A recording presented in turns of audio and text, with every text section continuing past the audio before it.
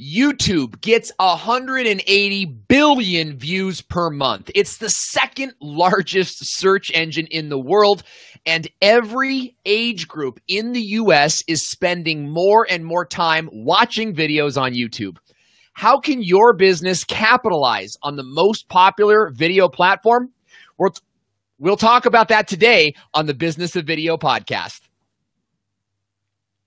Welcome to the Business of Video podcast, where video makers and marketers talk about video and marketing. We're live on Facebook every week, and you can subscribe to the show on iTunes anytime or just visit businessofvideopodcast.com.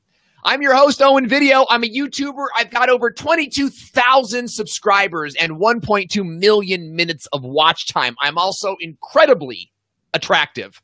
I'm joined here today by my outstanding co-host. He's a good friend. He's my YouTube brother. He's got over 33,000 subscribers, 1.5 million views. He's the owner of the coolest website, tubertools.com, and he rides a motorcycle like Tron. Everyone, please welcome Nick Nimmin. How are you, buddy? I'm doing fantastic, man. I'm excited to get this show on the road today. Oh, yeah? Are you in a hurry? You got someplace to be? No, man. I'm just fired up. I'm just fired up to be here. Well, we have an amazing guest today, as you know. The guest today on our show is somebody who shivers my timbers in the most exciting ways. So I think it brings up an interesting question, Nick, and I'm going to ask our audience out on Facebook the same question. Who is your favorite YouTuber? If you're watching us live, answer in the comment section below. I'd love to know who your favorite YouTuber is. Nick, what about you? Who's your favorite YouTuber? You know, that's a really hard question because I watch so many different channels. I don't have a specific, I can't narrow it down to one specific YouTuber. There's just so many awesome creators out there and so many awesome just creative minds. And, you know, depending on the mood that I'm in and, you know, things like that, you know, it's definitely, I would say it's different day by day. I don't really have a favorite, as weird as that sounds. What about your top? Who are some of the top people that you enjoy watching? Like, when you go onto your mobile device, who are the videos that pop up there? You know what? I'll actually pull up my mobile device and I will give a rundown. But I like Vsauce. I like SciShow. I think those guys are great. Yeah. Of course, Casey Neistat. I mean, everybody is a Casey Neistat fan, of course. You know, I've got some hip hop videos that I'm into that pop up in my feed. Cool. 1% Better is also awesome. I love all of the guys in our niche. You know, I'm watching your videos all the time. I'm watching Brian D. Johnson videos all the time, Daryl's videos all the time, Roberto, Sean, and, you know, at Think Media TV and Benji. You know, I'm watching all of our videos all the time as well. So in addition to the actual, you know, big channels, you know, I really like the stuff that's in our niche too. That's why I'm in it, because I like consuming, you know, that type of content too. I'm watching more and more content in our niche. You know, I got to tell you, I kind of fall away from it because, you know, as the business grows, you sort of get to this place where you're just working and you're not necessarily learning, you know, so much. But, you know, I'm getting way into watching your channel, Sean's channel, Daryl's. Dude, I was watching maybe, you know, back-to-back Daryl videos just the other day. Because like we were mentioning before the show, there's just nobody better than Daryl Eves in terms of, you know, the business of YouTube. You know, he's really at the top of the food chain there. But we'd love to know who you guys enjoy watching. Vsauce is obviously one of my favorites. My wife calls him the bald guy. She goes, I really like the bald guy. And that's a good show. Want to give shots out to our live viewers on Facebook. Tim Longwell, who's my new friend. We just connected recently. Dean Jonathan, who says, I've lost my motivation. I've lost my mojo to vlog. It's weird. Hey, buddy, we all go through it. Would you agree, Nick? We all sort of go through that from time to time. Without question. You know, there's those days that you know, to where I'm getting some feedback here. 1 second, fixing it right now. Okay. Yeah. So yeah, there's those days where you know, you'd just rather stay in bed, and then you have to, you know, push yourself through it. And there's also those days where, you know, you've been making what you think is your best content, but for whatever reason, the world that's swirling around your channel, they're not feeling it, or, you know, there's a, you know, you've done something wrong and it's causing your stats to, get all crazy or whatever, and you start taking that fall and you start freaking out and stressing out like, oh God, is it over? You know what I mean? So yeah. Let me know when it ends. Let me know. It's Right. like that Green Day song, Wake Me Up When September Ends. You know what I mean? Right. You're just like, are we done yet? Have we hit the bottom yet? I Right. get that. And I think that today's show, we're going to be talking about a lot of those things. We're going to be talking about, how to diagnose your channel, when to know that it's time to, how to step it up and really go the distance with your channel. So today we've got a really exciting show. We're going to get started in just a minute, but before we do, let's give a shout out to this week's Shareafire. And as you know, if you've joined us before on the show, a Shareafire is someone just like you who has shared this video on their timeline. So this week's Shareafire is someone who I've just got the chance. I've just been getting to know this person, and she's hyper interactive. She engages on YouTube. She engages on Facebook, and it's so exciting to see her. So big shout out to Danielle Branch. She says, I'm Danielle Branch, and I share tips on how to be engaging, be fun, and be different so you can stand out in the crowd. This is what she writes us. I guess I would like to promote my new series that will be starting this week on a secret free analytics tool that puts all data into plain English. So guys, if you're out there, Nice. follow Danielle Branch. And Danielle, we want to give you a big air five. Thanks for sharing the show, and we wish you tons of awesome success. Now, if you guys are watching us on Facebook right now and you want to get a shout out on the show, then share this video on your timeline now, whether you're watching live or on the replay. Click the share button and tell your friends to tune in live. Our fantastic producer, Melissa Media, will pick one Shareafire to sponsor next week's show and get a huge shout out. So we're glad that you guys are out there watching us today. Want to say hey to Alan, who is watching us. Alan just had a baby. Have you seen pictures of his new baby? Yes, I have, and it is absolutely adorable. I also want to say congratulations to Alan and shout out Alan. What is up, Alan? Alan in the house. I haven't heard And from Alan congratulations, in a while. man. Yeah, man, Right? he's been kind of MIA with the with the new family addition. So it's understandable. I'm sure he'll come back to us eventually. You have a baby boy, and then all of a sudden, you're Right. too good for your YouTube friends. Well, Alan, Right. we're watching you. Okay? I don't appreciate it, buddy. It's good to see you here. It's good to see you, Mike. It's good to see you guys watching Mike Resendez II. He says, certainly not too late. He says, what did I just miss? You haven't missed much, but we want to invite you guys to share the video on your timeline now. Help the show to get out there so that more people can learn how to use YouTube to grow their business, grow their platform. So today we have a pretty exciting show.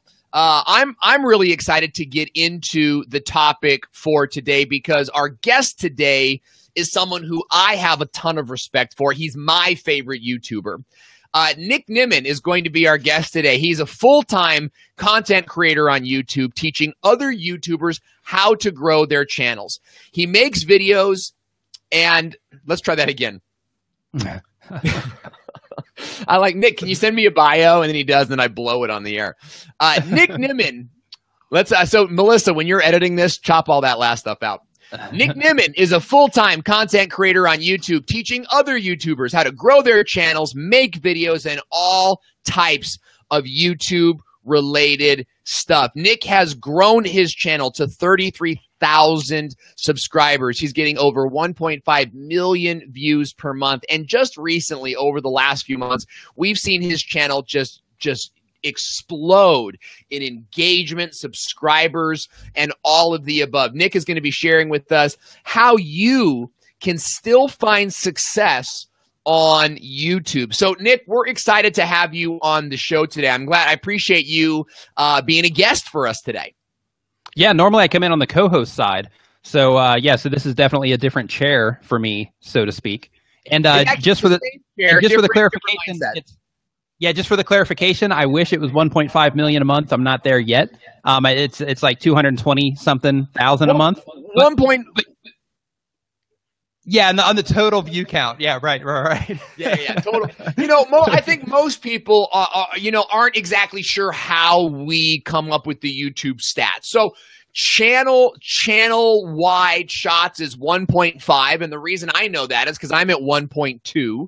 And, we're watching each other. I'm watching what you're doing, and you're on my YouTube channel in terms of on my channel page as my favorite YouTuber. So I learned a ton, not just from what you're teaching, but from what you're doing, watching what you're doing and how you manage your workflow. So we're going to be going through some factors today, some questions regarding YouTube, and we're going to be answering the question, is it still possible to have success on YouTube, or is YouTube so saturated that the people at the top are going to remain at the top and there's really not a lot of chance for people at the bottom? If you're watching us live on Facebook, I want to invite you, Alan, Minnie, Mike, Tim, and Dean. Go ahead and ask your questions to Nick in the comment section below. We are going to get to your questions today. But Nick, let's start with this. Is it too late to have success on YouTube? Absolutely not.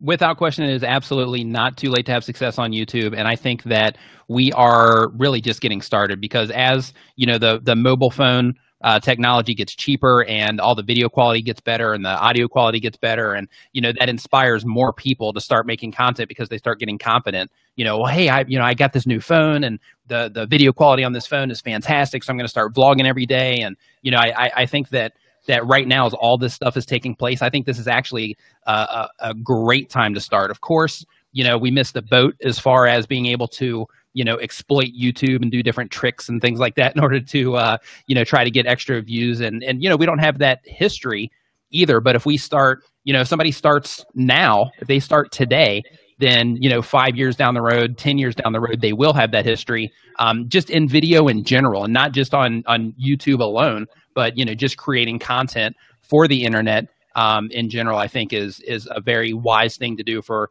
anybody that wants to grow as an influencer, or anybody that wants to drive traffic to to their website, to their business, whatever their business is. It doesn't matter if they're a mulcher, what I mean, like whatever their business is, to drive traffic to their business. I think that YouTube and video in general is really just getting off of the ground.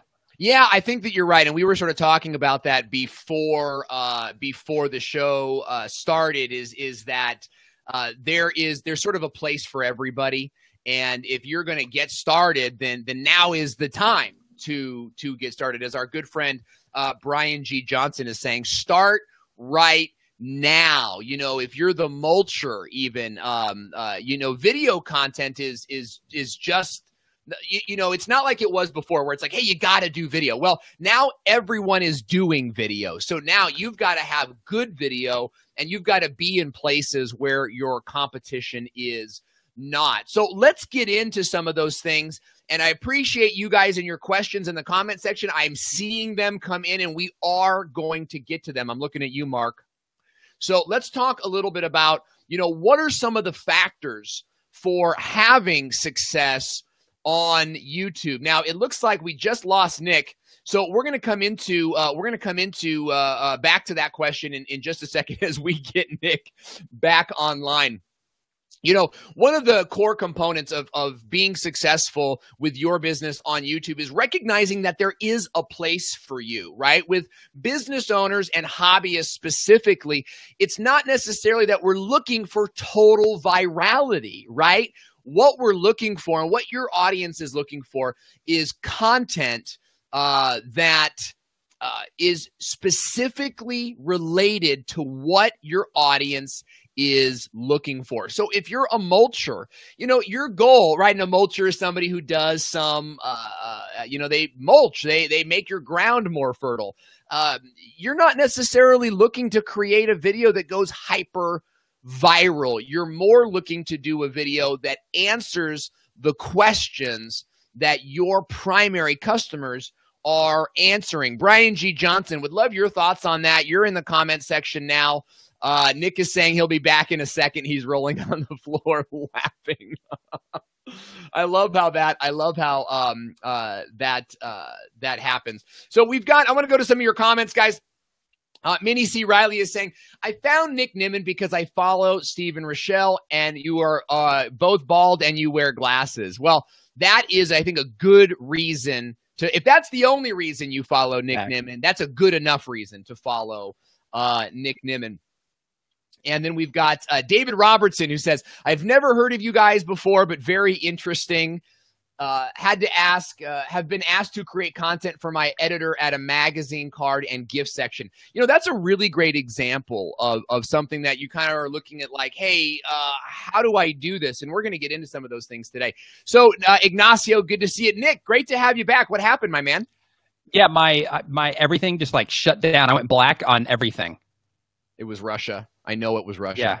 Yeah. You know what? I think it was. They're on to us. So let's get into the show today.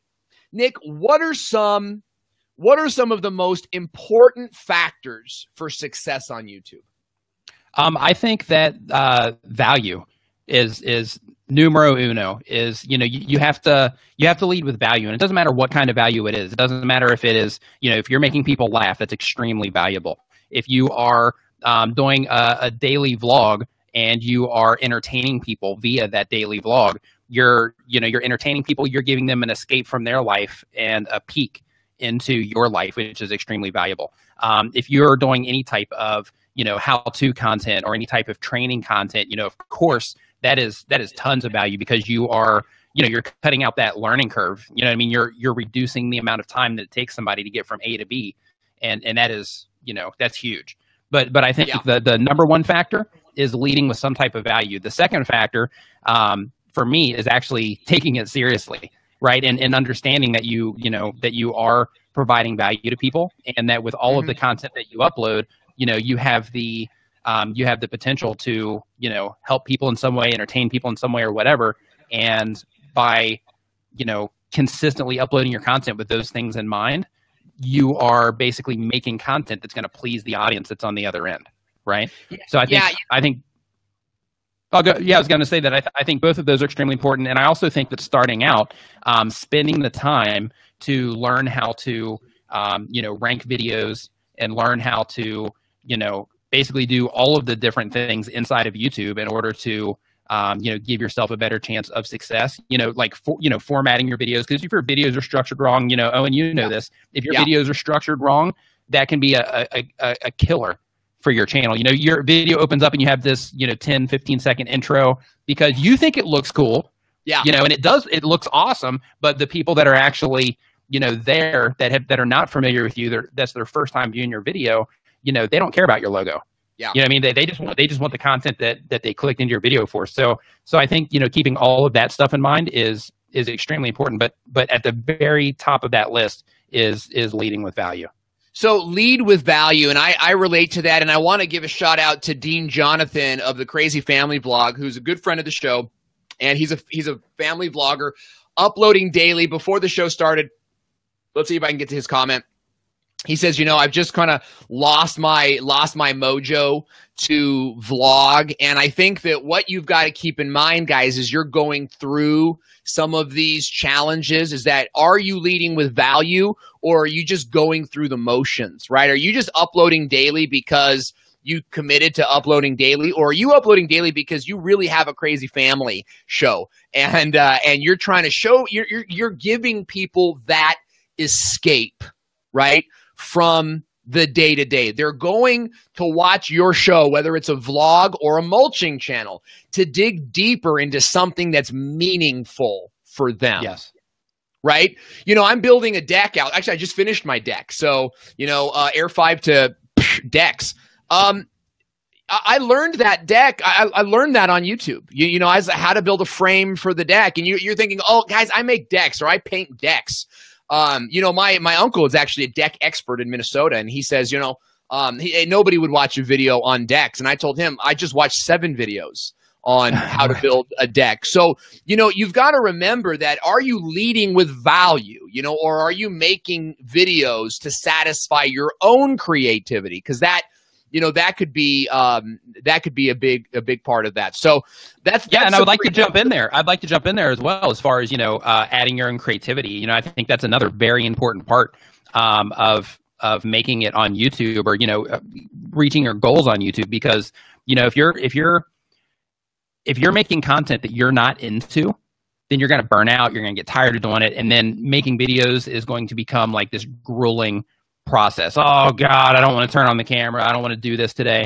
But if you are making stuff that you're actually into, then it's a world of difference, because people can tell when they watch your videos if you're into what it is that you're doing or not. They can watch your videos and they can recognize somebody that is loving what they're doing versus somebody that's doing it because they're trying to get the bills paid, or somebody that's doing it because they feel like they have to. You know what I mean? So I think loving what you're doing is also a very important factor. That's such a great point. That leads us really, really nicely into our next question. So we've talked about, kind of what does it take to have success? You said lead with value and be passionate about what you're doing. Don't just make videos for the sake of making videos. What are some ancillary factors? Let's get a little technical here. Okay, so I'm passionate about what I'm doing. I've got a lot of value. Let's say I'm teaching X, Y, and Z. That's not enough. You still got to upload videos and people got to see them. So what are some ancillary factors for being successful on YouTube? Learning to rank your videos, of course, that's huge. Basically the whole idea with ranking videos, if you're not, as familiar with YouTube as we are, the whole idea with ranking videos is just like Google, because everybody uses Google as well, is, when you hop on Google, you hop on YouTube and you're actually looking for something, you have a problem that you're trying to solve, or you have something that you're trying to find. You type it into the search box, this is what I'm looking for, and then they return a page, and that page has a bunch of options for you based on what it is that you search for. So the idea behind ranking your videos for search is basically to be on the other side of that search. So when somebody goes in and they type in, whatever, the best way to put mulch around a tree, you want your video to be one of the first results that they see when the page comes up that shows them the options that they have for videos to watch on how to put mulch around a tree. And that's extremely important. Taking advantage, right? YouTube is the second most used search engine in the world. Actually, 70%, I believe, of YouTube's total viewership comes from outside of the U.S. And that means, New Zealand. It means the Western world, Australia, the UK, and the English-speaking world. Right. And not all of those people are going to be buying from you, per se, if you're a business or if you're a hobbyist, you have an Etsy store, that sort of thing. But they will be watching, liking, and sharing your videos so that when a U.S. person is looking to buy, right, someone who can buy from you, they see that you're a credible source, that you have authority. So why not buy from them? Now, Nick, does the ranking, you're talking about ranking. When we say ranking, it means that someone types in a search into YouTube, that your video pops up. Does the same work on Google as well? Can they be found on Google as well? Absolutely. Some of my best videos are actually ranked very well in YouTube and in Google.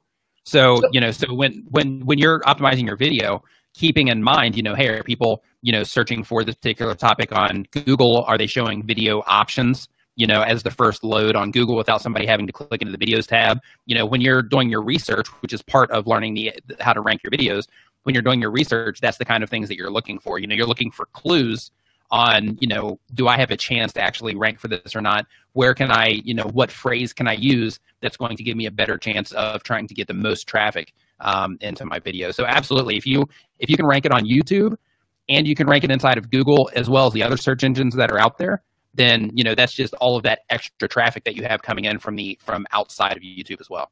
Yeah. Now, Nick, it says that your mic is breaking up a little bit, and it's no big deal because I think you had some internet issues over there, but we want to know that we recognize it, guys. We know that it's happening, and the show must go on, damn it. We're gonna keep rocking. We're gonna keep rocking this show, but we appreciate your comments and helping us to improve our quality. Nick, you talked about ranking your video on YouTube and you talked about ranking your video on Google. We're talking a lot about discoverability. What are some other ways that YouTube creators, whether you're a business owner or a hobbyist, how can they get their videos discovered outside of ranking? Well, outside of ranking, of course, it comes down to sharing them, and it comes down to outreach. Like if you share your videos in places that your content.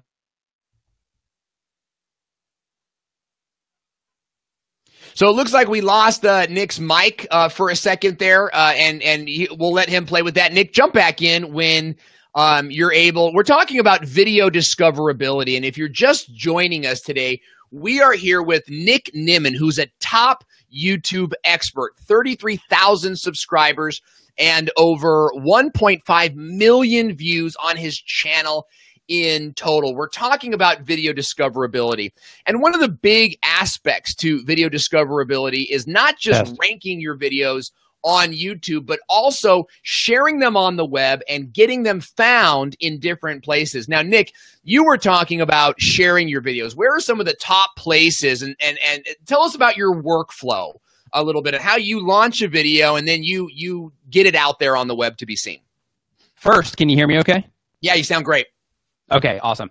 Okay, it depends. Of course, it depends on the type of content that you're making. So back to the mulch reference again. If you're making videos about mulch, then about how to put mulch around a tree. Yeah. Then of course, if you integrate yourself into communities, it can be Facebook groups, it can be online forums about lawn care. Anything that you can think of, and you can go broad.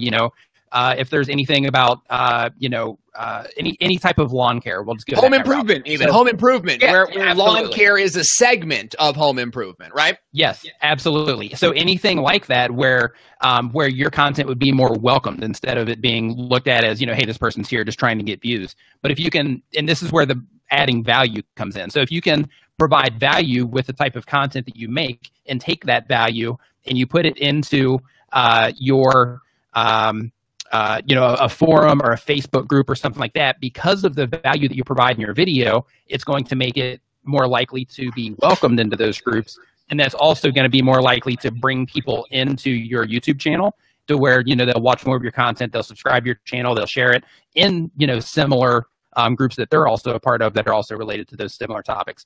But in addition to that, you also have places like Reddit, which, again, depends on the Zach, what's going on, man? Nice to see you in here. But it also depends on the actual content, right? Like, does it even make sense for you to be there? Yeah. Yeah, right. So if you go on Reddit, if you make like a educational style content, for example, Reddit can be a gold mine for you. If you make like educational animation style content, Reddit can be a huge gold mine for you. If you make fitness content, Reddit can be a gold mine for you. So it just depends on the type of content that you make. But of course, Reddit, you have Facebook groups, you have Google Plus, you have Twitter, of course, that you can share it on, and more importantly than that is, of course, the web forums.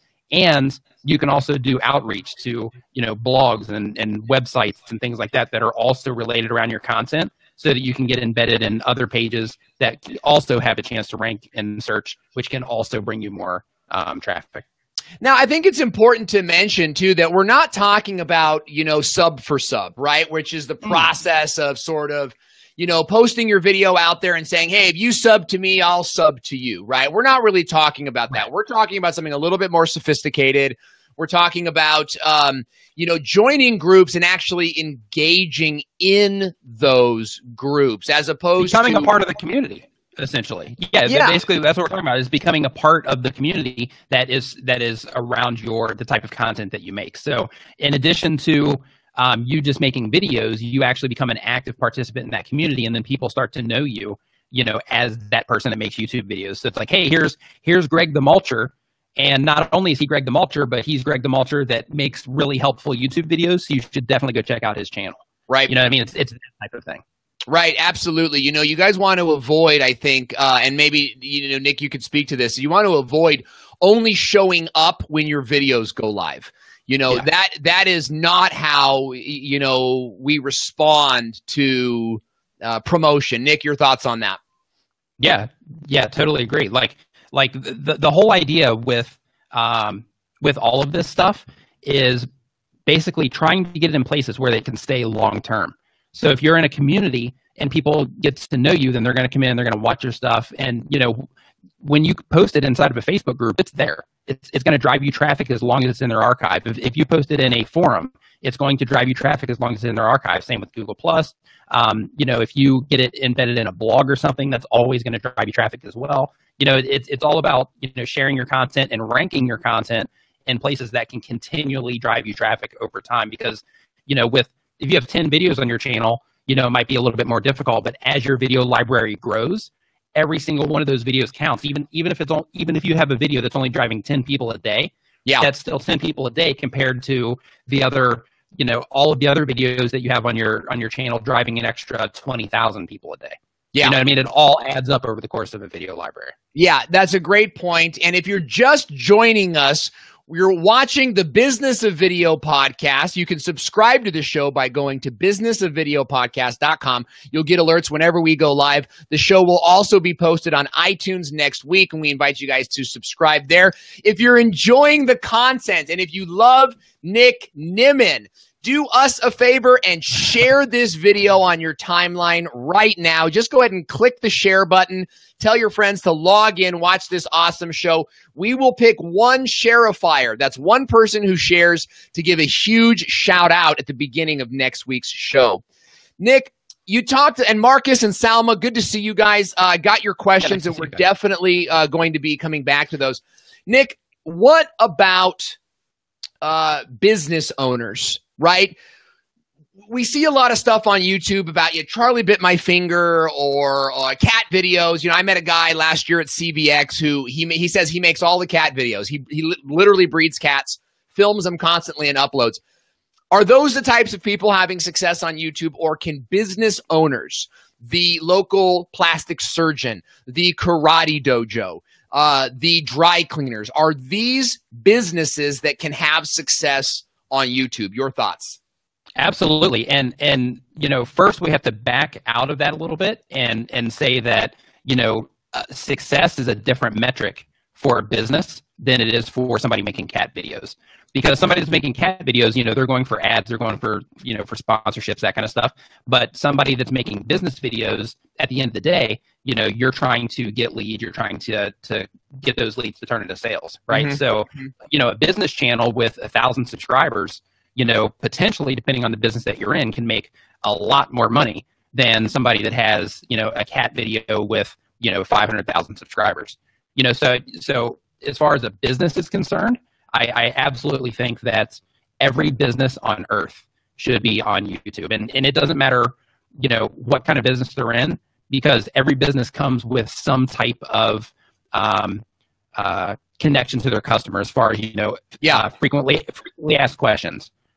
Frequently asked questions or other obstacles that customers have when they interact with you or your business, and teaching people how to use your stuff, teaching people, showing people what's going on behind the scenes of your business, things like that.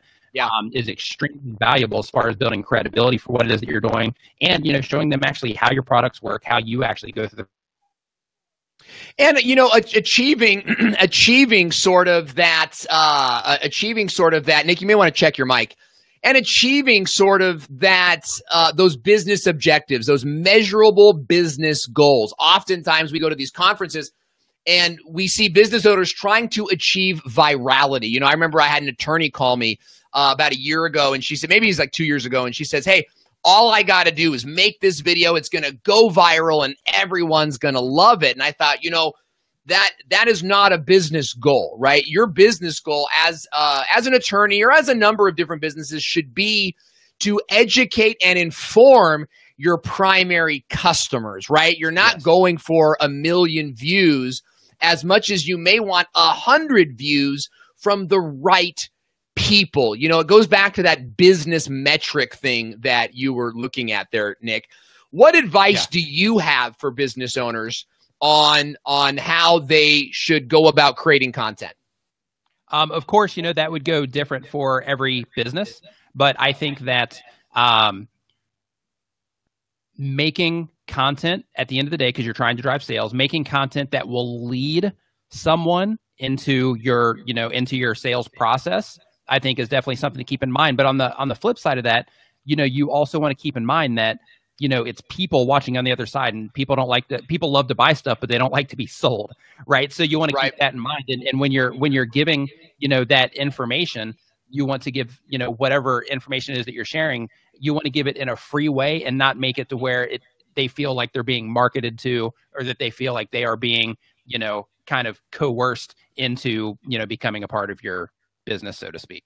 You know what I mean? So go ahead. That's an excellent point. You're not all of your customers, right? For you business owners and entrepreneurs, maybe you're marketers, and maybe you're doing a number of different things.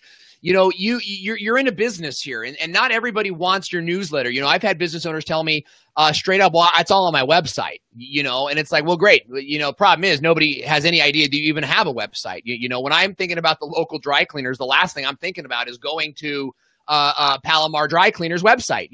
I'm going to go to Google and I'm going to look for, local dry cleaners or dry cleaners in San Diego, and those are the terms that you want to be ranking for. And you can sort of, vary that up a little bit with, content like how to get the wrinkles out, how to get a stain out on the spot, right? Things that the dry cleaner does as specialties, but also things that you could sort of do on your own to help make the dry cleaner's job easier. So, you say, hey, I get a lot of requests for grape juice stains on white shirts. Guys, the dry cleaners are not miracle workers. You know what I mean? So let me show you guys how you can prevent a grape juice stain or a red wine stain, on your white shirt. Now, YouTube suggests a 3-point strategy called Hub, Hero, and Hygiene. Nick, could you go into that programming strategy a little bit for us?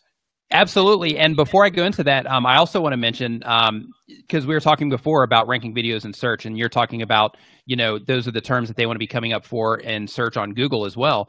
Another advantage of creating videos for YouTube, even if you only have one video, the other advantage is, let's say that you have your dry cleaning website, and your dry cleaning website doesn't rank well in the search engines compared to the other dry cleaning websites that are out there.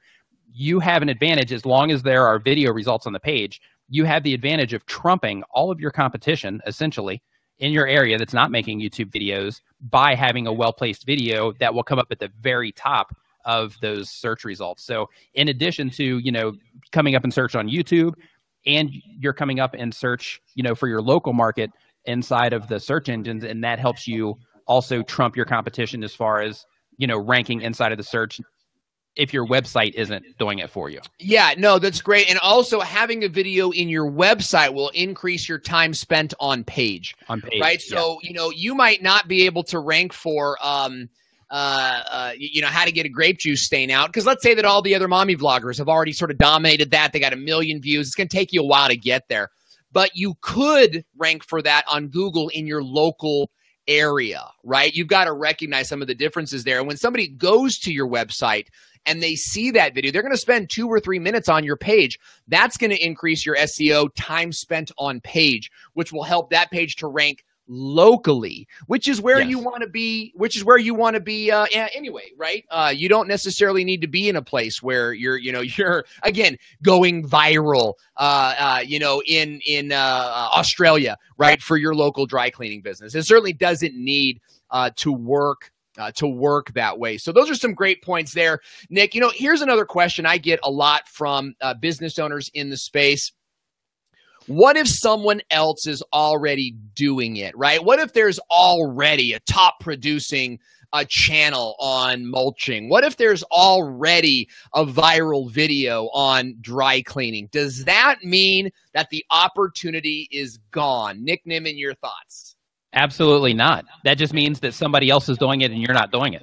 Yeah, I mean, that means that you're missing the boat and that they're riding on it. Yeah, I mean, that means they've left the dock and you're standing on the dock saying, oh, wait a minute, they're taking off, I'm not. You know what I mean? So I think that the fact that somebody else is doing it is definitely not a negative as far as a reason not to go on YouTube. Nothing gets done really until #doing. Nothing gets done until you actually do it yourself. As far as, you're trying to get your message out there, you're trying to get your business out there, you're trying to, spread your own brand awareness for your own local business. And because of that, it doesn't matter if somebody else is already doing it. You definitely need to. It's not just, somebody's doing it and I'm not, but you need to try to squeeze into that place because they're taking your business. So it's very important that you make videos for that purpose as well, because they're taking the business because you're not there for those customers in that place. Absolutely. Absolutely agree with that 100%. You know, when I started in this space, I was doing SEO and WordPress. I grew my channel to 10,000 subscribers in just over a year, Brian G. Johnson. I'm looking at you who hit 10,000 in 1 year. You know, there were already people in the space, but they weren't speaking with my voice. They weren't, right. You know, they didn't share my opinion. And so I was watching these guys, and that, what if someone else is doing it, never even came up to me, because what I saw is, hey, these other guys that are doing it wrong, or they're not saying this. And I wanted to come in and have a voice there. So Sean Cannell, who's a mutual friend, he's somebody that is just an expert in the space.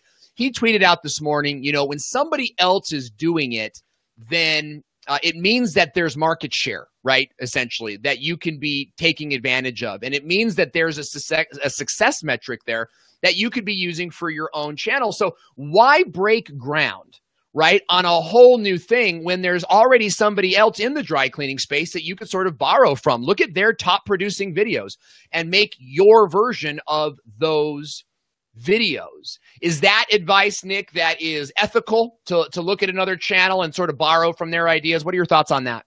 Absolutely. You know, I mean, not only is it ethical, it's recommended, because, you know, things are always changing. Putting out fresh content is extremely important. So, you know, you don't want to not make a video or not go after a title just because somebody else has that same video or that same title. Because again, like you were just saying, you know, they didn't do it in your way. If you think that you can do it better, you think that you can provide a different type of value than what's already there, then absolutely. I don't think there's anything that is unethical about that at all. Not even a little bit.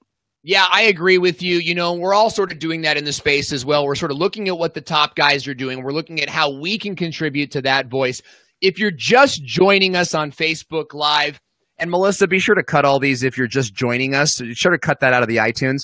If you're just joining us on Facebook Live, we want to welcome you. Marcus, Salma, Tim, Tomer, so good to see you guys. Thanks for your comments. We're going to come to your questions here in just a minute. Before we do, let's take a little segue. Tell us about Doing. Where does that come from? You notice I put hashtag Doing. You say it a little bit differently, Nick. Share it with us, sort of the joke behind all that. Well, the joke, it's just the way that I communicate. You know, I mean, there's no, it's not like you know, I'm from the Midwest. So for me, you know, that's just, you know, it's just how it comes out. You know what I mean? And people started noticing it on YouTube. And, you know, people, you know how haters are on YouTube. So people are like, why do you say Doing funny? Why do you say Doing funny? So so I made a thing out of it, and I started, you know, kind of making a joke about it. And then during a live stream, somebody came in with a hashtag DOYNG. So then I was like, oh, that's brilliant. I'm rolling with that. You know, so now I have the hashtag DOYNG. We actually see it in your videos too. Like when you say it, you'll flash it up on the screen for a second, you know. Yeah, just to let people know that I'm aware. You know what I mean? It's just letting people know that I'm aware. Right. I actually thought it had more to do with the Thailand accent. Like you've been speaking Thai for the last 10 years or trying to. I figured it came from that articulation. Oh, no. It's old school, right? It's coming from my roots. Yeah, it's coming from my roots. So guys, remember hashtag Doing if you're out there and you want to get some attention from Nick. That's something you could definitely roll with. So Nick, let's keep moving. We're talking about how is it still possible to have success on YouTube? And we've sort of covered a bunch of different topics for business owners and hobbyists that are looking to start niche channels. Let's talk about, you know, the process of YouTube a little bit. And business owners, we're always stretched for time. There's always there's a limited amount of hours in the day. You know, you wake up with a plan. I'm a major league planner, but then 18 things sort of pop into your way. And it's like, oh, I couldn't get to the most important things because I had to get to some of the least important things. With YouTube, if you had the choice, if you had to choose between optimizing your video for maximum discoverability or just getting good content. Let's just say you can't do both, or you're having that mental debate. Optimization or content. Which do you choose and why? Nick Nimmin. If you are trying to get momentum, if you're starting out a new channel, you have a small channel, you're trying to grow that channel, then the best way to do that is, of course, through discoverability. So optimizing the content in that case that definitely trumps everything, because if you're putting out a lot of content but nobody can find it, then you're not doing anybody any good. You're not doing yourself any good. You're not providing any value to anybody because nobody can actually find your stuff. However, once you pick up some momentum to where, you can feed yourself content through your own suggested videos and through, other things that you can do on your channel. And, you are also pleasing the algorithm. So the algorithm is pushing you out through browse features and stuff like that. Once that starts happening with your channel, then optimization is still super important. But if you're crushed for time and you're like, hey, I really need to get this video out, but I don't have time to optimize it because I have something more important that I need to work on right now, then, just do the best you can with it and move forward and let your authority and your own momentum kind of pick up the slack. But when you can, definitely spend the time to optimize your videos as well, especially, and it's super important, especially if you are, just starting out your channel, because if you're not optimizing your videos when you're first starting your channel before that momentum starts taking place, then nobody's ever going to find your videos. What about, and like we were saying before, and real quick, and like we were saying before about, the importance of ranking your videos in YouTube and in Google. If you're not optimizing your videos, they're not going to be found in Google either. So basically you're making your content for nothing for, in that case. So what about re-optimization? I'm a big believer in consistent content, and a lot of that came from you. You and I had a conversation a few weeks ago, and you're like, dude, just focus on regular content. My good buddy Jarhead6, Air 5, mentioned, hey, just produce all the time. Can you, so if you're going to push a video out and just get it on the web, can you go back and re-optimize it and add the tags and the title later, a day later, 3 days later? And what, if any, effects will that have on the video, in your opinion, Nick Nimmin? You absolutely can, but the thing is, if you're trying to rank for something specific, having it from jump, having it from the second it goes live is definitely more advantageous. But with that said, you can also go back. So in the situation, you're just going to mess up the initial views that are coming in, right? But which that first 24 to 48 hours is super important. So that's why it's important to optimize for that. But in the event that you don't have the time for it, and you put out your video and you say, I don't have time for it right now, I'll come back to it tomorrow. And let's say you forget about it, right? Because you just got busy, whatever. Yeah. And well, I'll skip this one and then I'll come back to it later. With YouTube, you can still come back to it. I've had videos to where I've come back to it 6 months later, completely redid all of my metadata for it, and the video ended up ranking to where it wasn't ranking previously. You know what I mean? So you can go back in time, way back in time, and re-optimize your videos to try to get them to rank better for sure.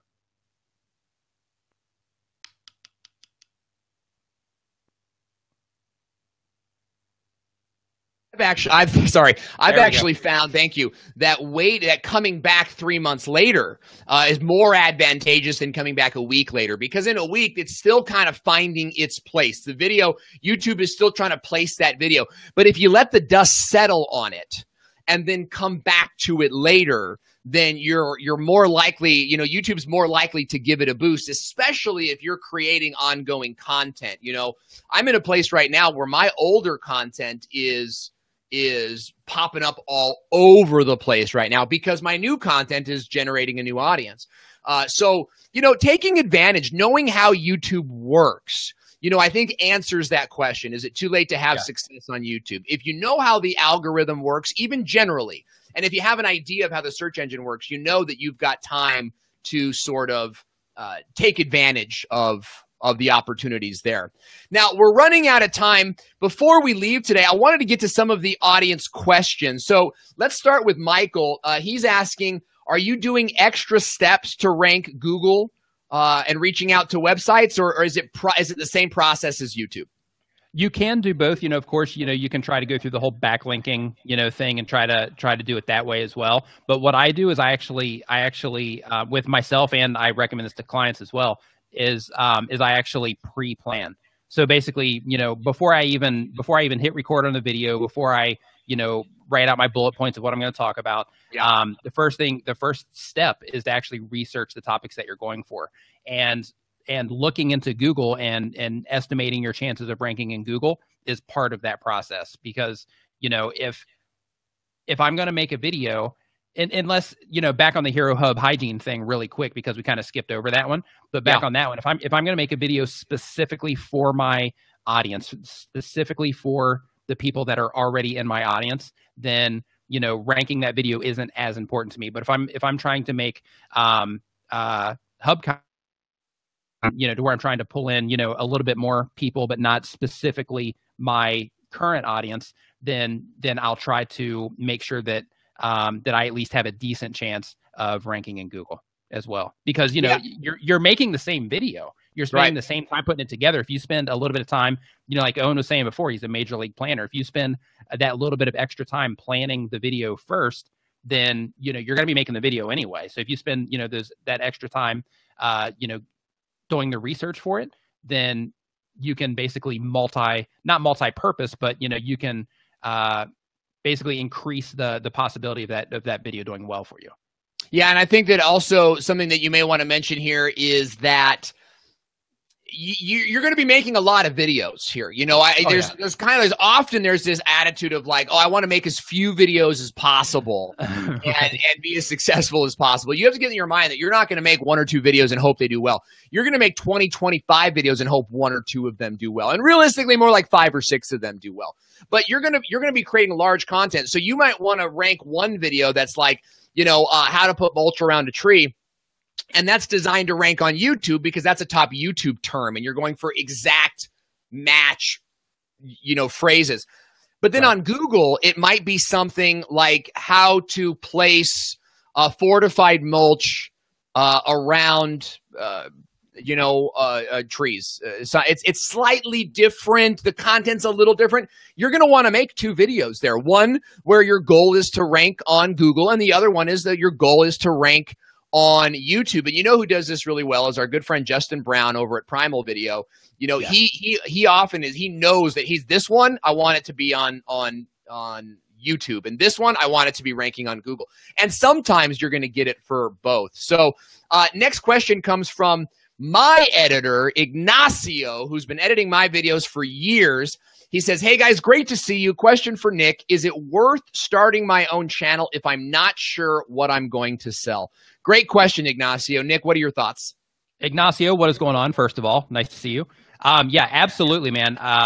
Start your channel now. And the reason for that is first, it's important to know the type of content that it is that you're going to make, the type of content you're going to specialize in. Once you have that out of the way, then go ahead and start making videos. And the reason for that, while you're trying to figure out what it is that you're going to sell, the reason that it's important to get started is because, it does take time to grow. It does take time to, get an audience coming in. It does take time to, to start generating some momentum. So basically what you're doing is you're kind of greasing the wheel, so to speak, until you come up with something to sell. Yeah, you know what? Who would agree with that is Joe Polizzi at Content Marketing Institute. I've had this conversation with him on LinkedIn. Also, I had this conversation with him at Social Media Marketing World. Is that build out your content first, build out your audience, then ask your audience what it is that they want to hear from you. And I think one of our guests actually made that comment in the comment section earlier is build your audience, and ask them what you're going to sell. That's exactly what I did. I didn't know I was doing it at the time, but as you start building content, you get questions over and over and over again. And then those questions fuel the content behind your channel. So Ignacio, great question. In addition to that, real quick, before we jump into the next one, just one more point is also while you're greasing the wheel, so to speak, before you come up with what to sell, there's also a really good chance that other opportunities will present themselves in things that you might not have thought of, to where, the thing that you're going to sell might actually present itself by somebody hitting you up and saying, "Hey, this, could you help me do this?" You know what I mean? Yes. So opportunities will, it's possible that those opportunities could come your way to where you don't even have to think of what it is that you're and you know what? You probably get plenty of that. I even saw in the comment section that Nick is my YouTube coach. I assume that there's a working a commercial relationship there. I get that all the time, guys. I get people reaching out to me. Do you consult for this? Can I get an audit from you? Can you train me in opening up my channel? And we may ask her, well, who on earth would pay me, right? You say, as you're a small channel, you're going to say, who on earth would pay me? That's none of your business, right?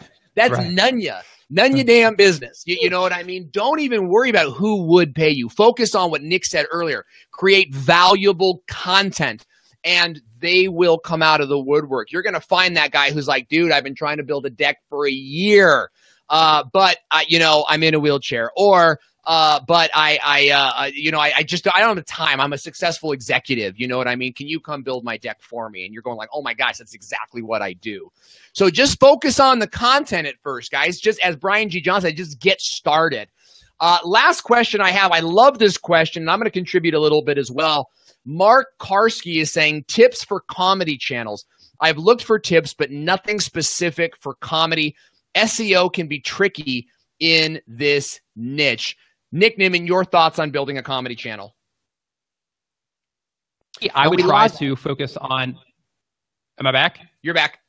Okay, yeah. For a comedy channel, I would try to focus more on sharing it, because I would try to focus more on getting your momentum going through sharing it, on Reddit and places like that, because everybody likes to laugh. So that kind of opens you up a little bit more. Like I would definitely go for YouTube to where I would go for Reddit and things like that. If you're making like, I don't know the type of content that you're making, but if you're making like legit, like, funny, well-produced comedy stuff, then I would definitely go for Reddit without question. I would go for Facebook itself too, because Facebook, people share like crazy on Facebook. So I would also upload natively to Facebook, and I would go hard on Facebook as well for the comedy stuff.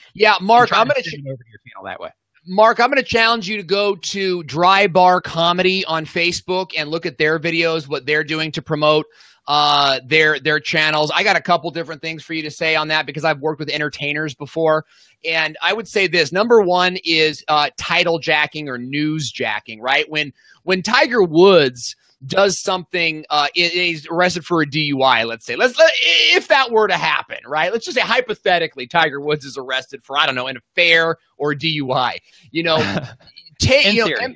In theory, MSNBC, CNN, these guys are all going to have their blurbs on YouTube about it.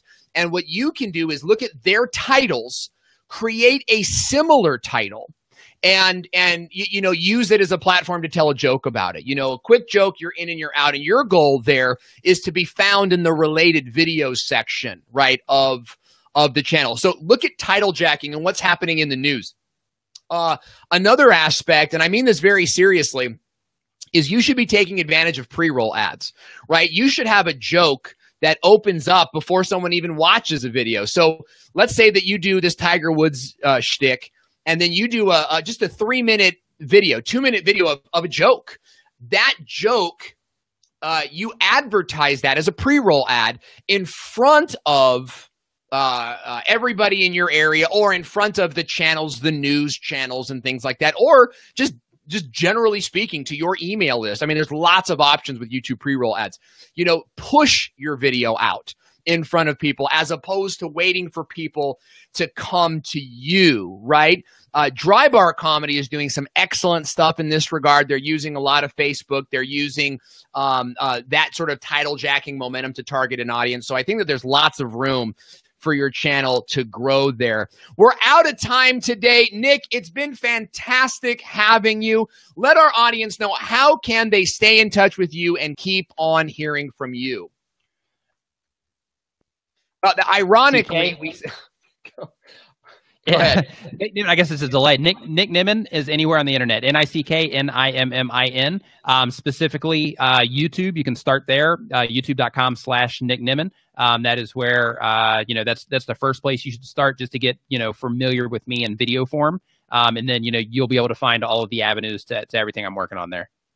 Nick, you're doing some great stuff, guys. Be sure to check out tubertools.com. If you're looking to increase the look and production value of your channel, Nick started He is the head honcho behind tubertools.com. You can get graphics for your channel, subscribe buttons, really cool transitions, and stuff that you really can't find anywhere else. So check out Nick on YouTube. Check him out on tubertools.com. Nick, it's been great having you today. Likewise, man. Thanks for having me on this, in this chair. Because normally, I'm co-hosting, so this is pretty fun. That's right. And that's going to do it for us today, guys. Thanks so much for joining us. Don't forget, visit businessofvideopodcast.com. Sign up to get alerts each time we go live. We're live on Facebook every week. The show is then uploaded to iTunes, and you can be a part of the conversation and join us every week. Thanks so much. Until next time, keep marketing. It's your only hope. We'll see you next time.